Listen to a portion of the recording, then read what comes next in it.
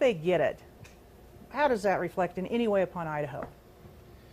Well, Carol, the president's approval rating is just at 40% right now, and so I expect the Senate will go to Republican control, but I think that that's going to trickle down to the state as well.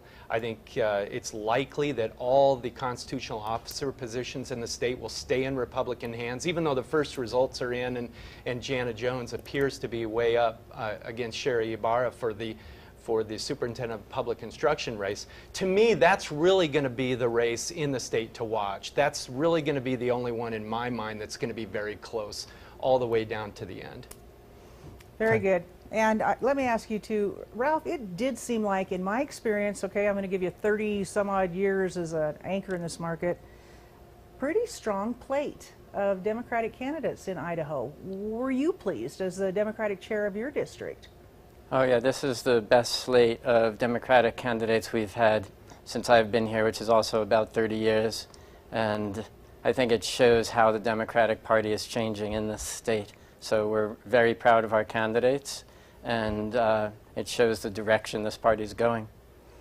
If you don't see huge wins in the Democratic Party, Ralph, are you still seeing the fact that more actually got on the ballot as a very good sign for the growth of the Democratic Party? Oh, absolutely. And I would be very surprised if we saw huge wins. I mean, that's unrealistic in Idaho right now. In a couple of years, maybe. Maybe. But it takes a while to change. If you're going to pick your favorite race tonight of a Democrat pulling out ahead, what might it be?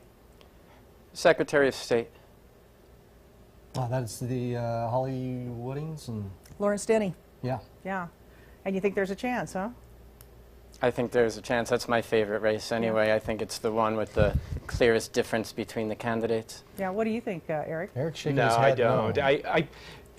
Carol and Todd, one thing that I've really been surprised by in the Democrat Party in this campaign is I really expected the Democrats to run just slightly to the left of their Republican opponents, but they didn't. They took a far left position on all these issues that I think traditionally Republicans in this state have been against, and I think it's going to hurt them tonight in the results. And again, I think the superintendent of public instruction race is the race to watch tonight. That's really, in my mind, the only race to watch tonight. And do you think it's because the Democratic candidate is from Eastern Idaho, which is so red, but Jana Johnson does know a lot of people? Is that why you feel that way? Well, look, this campaign was painful to watch. It really was, because well, not because of Jana. Well, that's true. It was because of the missteps of Sherry Ibarra.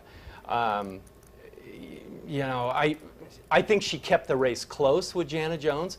We'll see what happens. In my mind, Jana Jones had her on the ropes for a lot of this campaign, but I didn't see that she really dealt the sort of knockout punch that was needed. But we'll see. I mean, the results thus far have been pretty favorable to Jana Jones, but the evening is really young. Oh, it's so young. And I often question why we go on the air at 9 o'clock, except we have a newscast. Because we don't know anything. We at never this know point. anything until 10 or Yeah. a little bit after. Gentlemen, thank you. We'll be coming Very back nice. to you.